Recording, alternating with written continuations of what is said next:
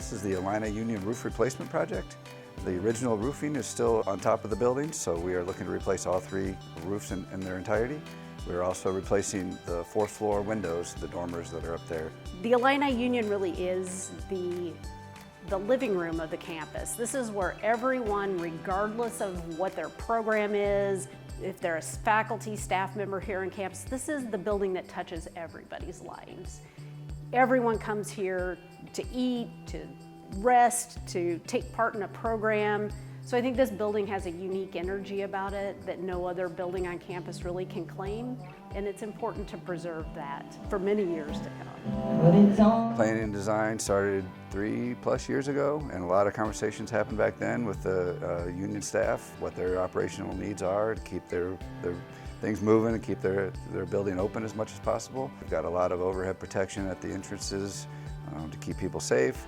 We've had a real challenge working around their loading dock. They get deliveries constantly, but we still have to replace windows and replace the roofing above the loading dock. Because it isn't just the clay tile roof, we have membrane roof, we have the copper gutters, we have downspouts and roof drainage to worry about, we have all of the dormer windows and all of that elaborate millwork and wood trim, and just making sure all those different parts of the design integrate well together in a way that keeps the building watertight, but also go together in a way that the trades can install them. Went through months and months of different specs to make sure that we had a color that was close to the original.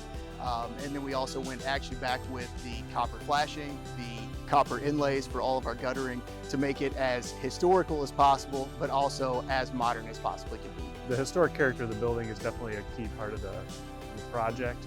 We have the luxury for something of this size that we could have all custom clay tile made to match exactly the historic materials, and the custom made windows to replace the old windows, matching the historic design. But again, needing to adapt our design given the fact that the original part is from 1940 and then the addition was built in 1960, and those two halves of the building are not identical. They have some variations, but we want to maintain that historic character and that consistency.